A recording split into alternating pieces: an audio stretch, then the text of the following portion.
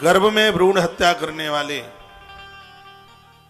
वो स्त्री, उसका पति और वो कतली डॉक्टर, ये तीनों के तीनों सदकर्म करने के अधिकारी नहीं है। इनके हाथ का जल देवता ग्रहण नहीं करते कभी। ये पाप नहीं, ये पाप का बाप है। इस अपराध को रोकिए।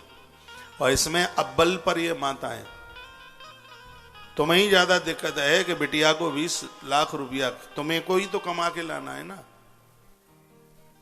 और अंधाधुंध बच्चों को मारा जा रहा है गर्भ में, इतनी हत्या हो रही है। भारत इस मामले में सबसे पीछे था और सबसे आगे निकल रहा है। ये दुर्भाग्य है। यदि ये अपराध होते रहे तो कोरोना जैसी बीमारियां रोकने से रुकेंगी नहीं। बेटियों को मर्डर किया जा रहा है और ये पता लग जाए कि गर्भ में बच्ची है तो फिर तो उसकी खैर ही नहीं है। बहू सब चाहते हैं, लेकिन बेटी को जन्म कोई नहीं देना चाहता। जब आप अपने घर में पुत्र और पुत्री में अंतर समझते हो, बेटी के ऊपर क्या बीतती होगी। बच्चों का इतने हर्ष के साथ में उत्सव मनाते हो, हैप्पी बर्थडे मनाते हो। बेटी के भाल पर टीका किया है कभी?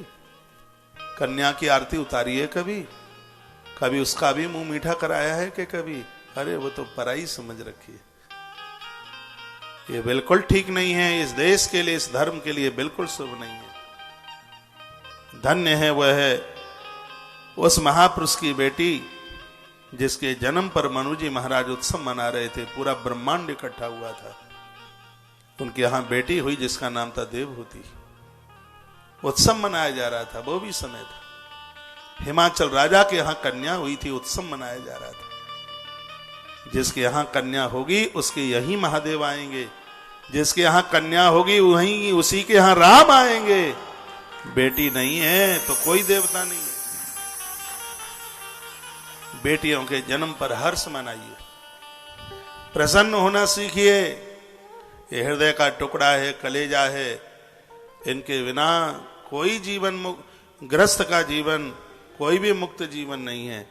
दान बहुत बताए, लेकिन कन्यादान और गोदान जैसा कोई दान ही नहीं है। ऐसा दान